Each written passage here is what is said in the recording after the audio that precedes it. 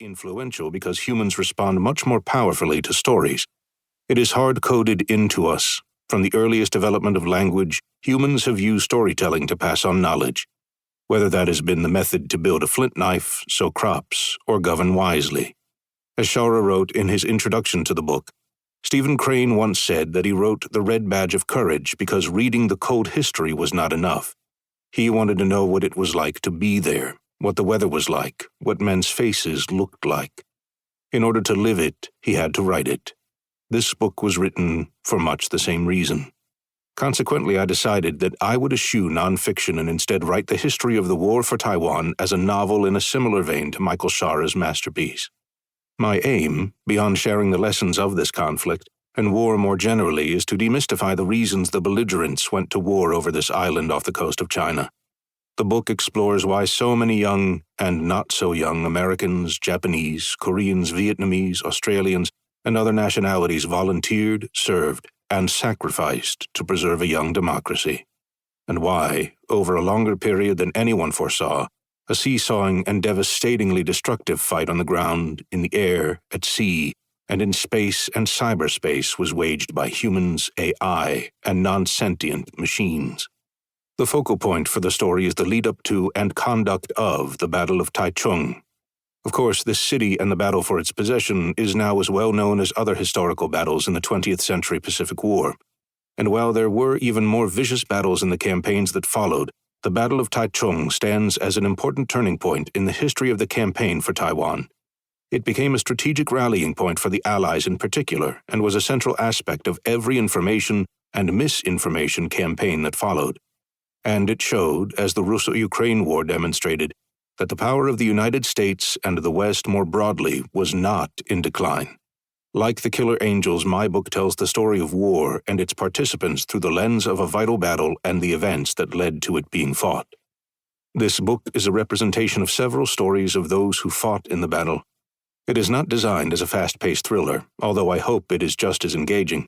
Instead, the narrative follows the tempo of a military campaign. It indeed has moments of high-tech wizardry and fast-flowing combat action. It has terror and bewilderment. But it also has those quiet and sometimes boring moments before and between combat engagements, during which military and political leaders must discuss the purpose and conduct of war. These are the discussions that define strategy and the employment of the full array of national resources to achieve political objectives. And in between the battles, the book explores the motivations and fears of the protagonists, how they dealt with the aftermath of battle and stinging losses of their people, and how they prepared for the next fight, and the next. I hope that the listener will come to appreciate that, despite all the very best analyses, algorithms, and calculations, humans are still immensely flawed beings, that our competitive nature, despite our other magnificent traits, continues to draw us into war despite our best efforts.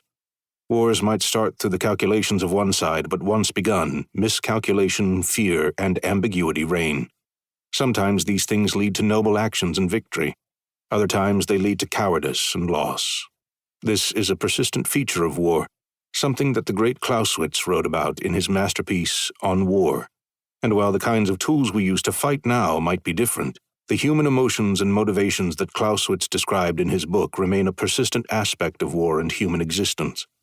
It is, as Clausewitz tells it, the enduring nature of war. The war over Taiwan, and this book's telling of it, features all these elements. Finally, it must be re-emphasized that wars are not fought by machines. People fight wars. Mostly these are ordinary people, rudely drawn from their normal lives to take part in the most extraordinary and awful thing that humans can be engaged in. Every human response is present in conflict. Fright, bravery, boredom, timidity, joy, sorrow, faint-heartedness, and many others. This story is one that is written through the eyes of the participants.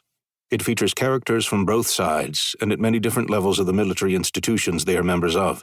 Some belong to the oldest of tribes in war, infantry and cavalry. Others belong to the newest of tribes and are experts in space warfare. Just as war features both change and continuity, so too do the various specialities, the tribes of military institutions. This novel explores the impact of these changes. I had the opportunity to interview many of the surviving characters who were featured in this story. For those who did not survive long enough for me to have interviewed them, I was